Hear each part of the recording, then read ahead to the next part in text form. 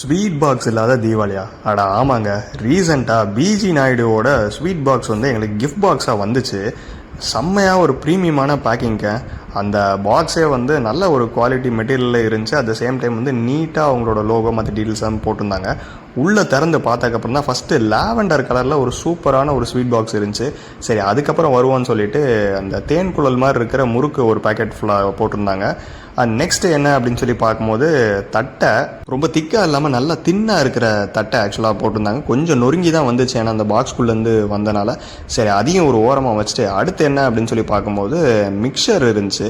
நிறையா different types of இந்த வேர்க்கடலை மற்ற ஸ்நாக்ஸ் எல்லாம் போட்டு அந்த ஓம் பொடியெல்லாம் போட்டு மிக்சர் போட்டிருந்தாங்க. ஃபைனலாக ஒரு பேக்கெட்டில் அதிரசம் இருந்துச்சு. ஒரு 4 to 5 அதிரசம்ஸ் இருந்துச்சு. இப்போ தாங்க முக்கியமான இது, இந்த லாவெண்டர் கலர் பாக்ஸ் தான் ரொம்ப க்யூரியஸாக இருந்துச்சு. எப்படி இருக்கும் அப்படின்னு சொல்லி பார்த்தா, இது ஆக்சுவலாக கவுத்தி வந்தனால அந்த பாக்ஸ் வந்து கொஞ்சம் ஒரு மாதிரி ஸ்வீட்ஸ் எல்லாம் மிக்ஸ் ஆகிடுச்சு. அதில் டிஃப்ரெண்ட் டைப்ஸ் ஆஃப் ஸ்வீட்ஸுங்க. மில்க் ஸ்வீட்டாக இருக்கட்டும், கீ ஸ்வீட்டாக இருக்கட்டும், நட்ஸ் வச்சு பண்ணுற ஸ்வீட்ஸாக இருக்கட்டும், ட்ரை ஃப்ரூட் ஸ்வீட்ஸாக இருக்கட்டும், மைசூர் பாக்காக இருக்கட்டும், எல்லாமே பயங்கர ரிச்சாக ஃப்ளேவர்ஃபுல்லாக செம்ம டேஸ்ட்டாக இருந்துச்சுங்க ஆக்சுவலாக. ஸோ இதெல்லாம் வச்சுட்டு டோட்டலாக எத்தனை ஐட்டம்ஸ் வந்திருக்குன்னு பார்த்தோம். ஃபஸ்ட்டு இந்த முறுக்கு ஒன்று, அதிரசம் ஒன்று, இது 2, மிக்சர் வந்து 3, அதுக்கப்புறம் 4 தட்டை, அந்த ஸ்வீட் பாக்ஸ் 5, மொத்தம் இந்த 5 வந்துச்சுங்க இதோட.